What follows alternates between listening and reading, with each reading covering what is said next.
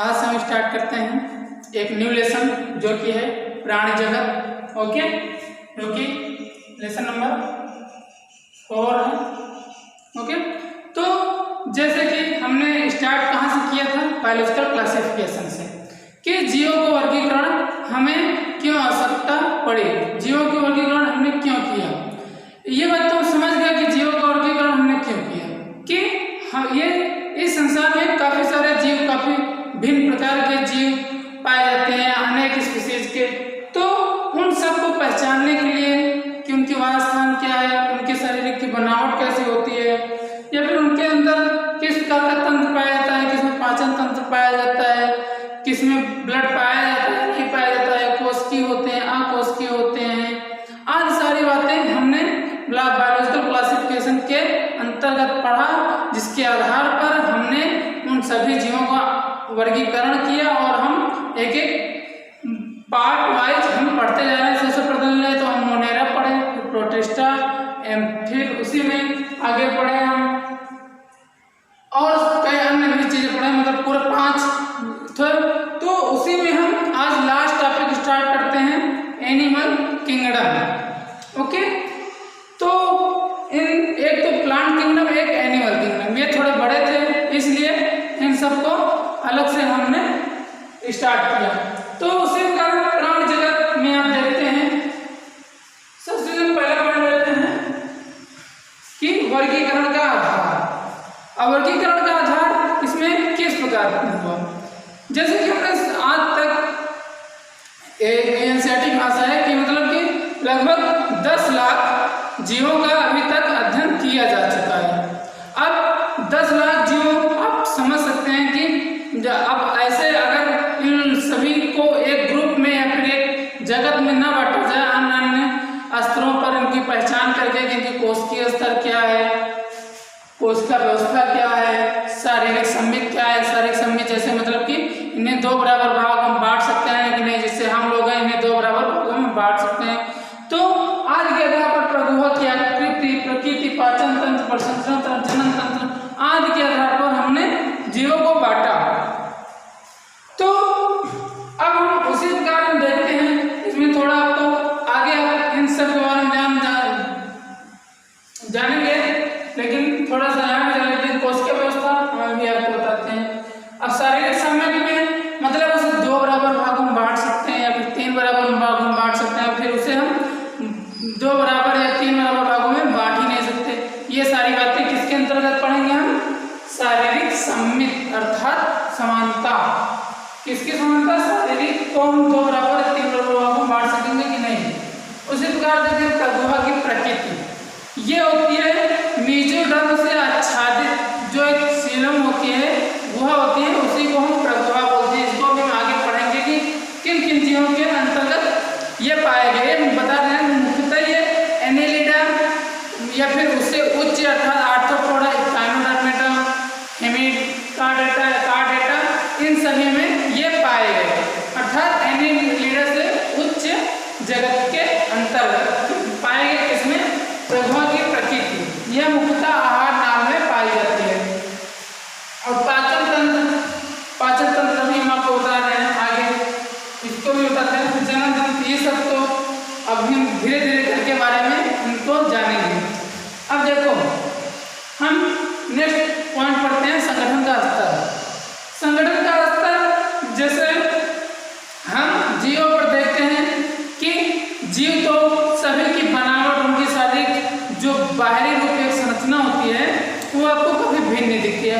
उसके बावजूद हम देखते हैं कि उनके अंतर्गत जो पाई जाने वाली एक तंत्र होती है, जिसके द्वारा वो पाचन कर रहे हैं, भोजन को अवशोषित कर रहे हैं, आज सारे बनावट काफी उनके अंदर समानता पाई जाती है एक जीव के दूसरे जीवों से।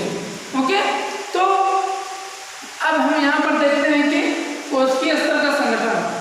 कोशिका तो लगभग जो एनिमल किंगडम है सभी जीवों के अंतर्गत पाया गया है। तो ये सब जो एनिमल किंगडम के अंतर्गत पढ़ेंगे हम, सभी बहुकोशिकीय जीव होंगे। तो अब देखो, अब कोशिका बहुकोशिकीय होते हुए भी स्पंज में, अब इसमें देखो कोशिका व्यवस्था क्या थी। स्पंज में कोशिका जो है ना बिखरे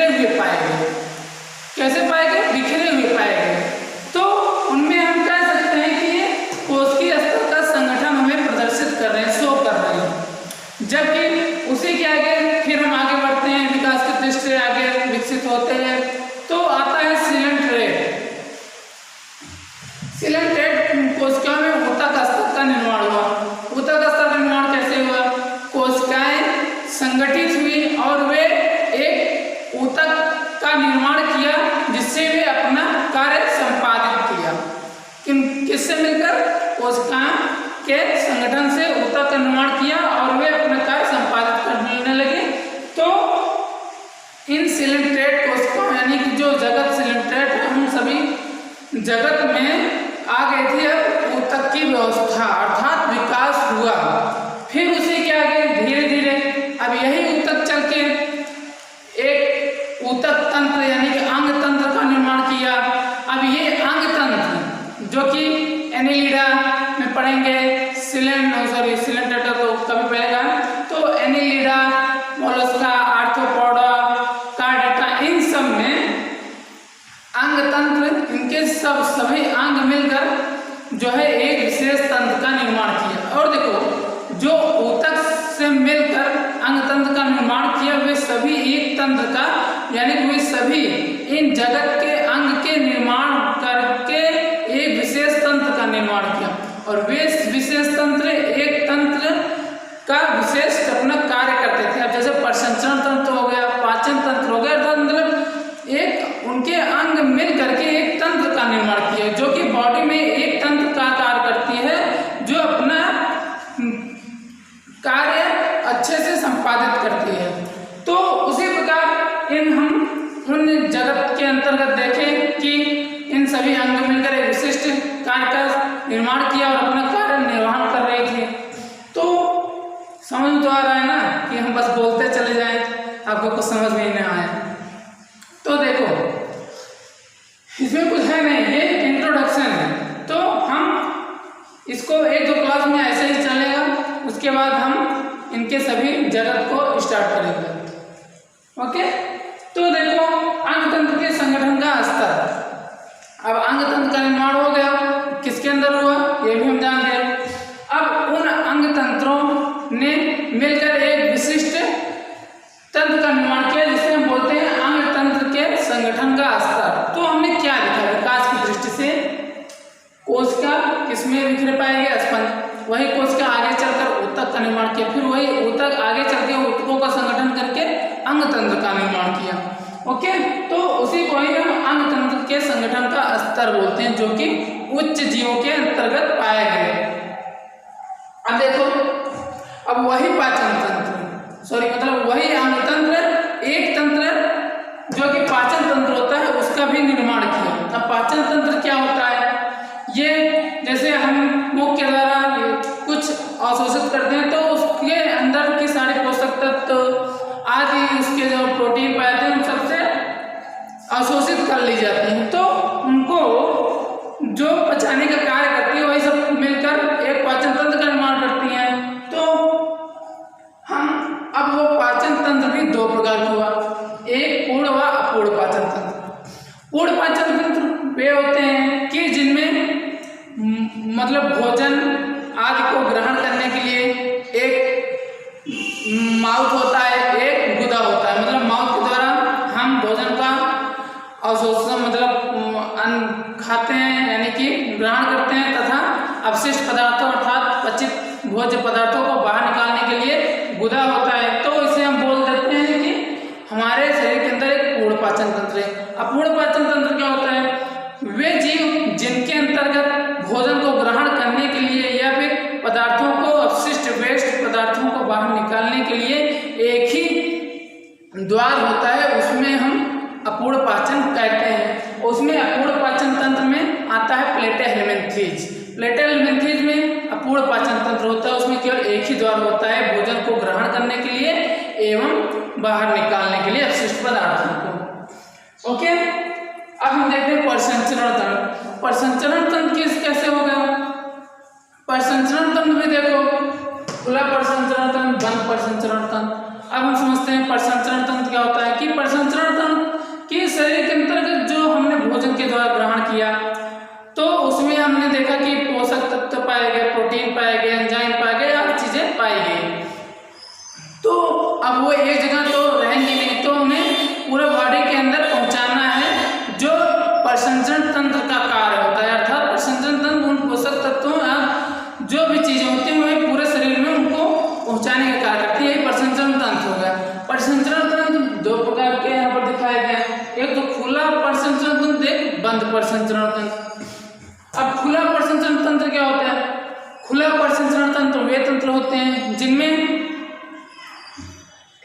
प्रसंचरण तंत्र में जो मेन काम होता है ब्लड का होता है कि ब्लड के द्वारा ही वे पूरे बॉडी में पहुंचाई जाती है। ओके, तो खुले प्रसंचरण तंत्र में हम क्या देखते हैं कि खुले प्रसंचरण तंत्र में ब्लड जो है ना ऊतक या फिर मतलब जिन जगहों के अंतर्गत कोशिकाएं पाई जाती हैं, तो जानते हैं कि मतलब जो ब्लड है ना वो सीधे उनके कोशिकाओं या फिर ऊतक से डूबे हुए रहते हैं, या फिर कह सकते हैं ब्लड उनके ऊतकों या कोशिकाओं को डुबाया रहता है। इन सभी जीवों को हम खुला प्रसंचरण तंत्र बोलते हैं। अब क्यों डुबाया जाता है? क्योंकि इनमें कोई व्यवस्था नहीं है पूरे शरीर में पहुंचाने के लिए। जैसे उच्च कोटि के जीवों में क्या पाया गया?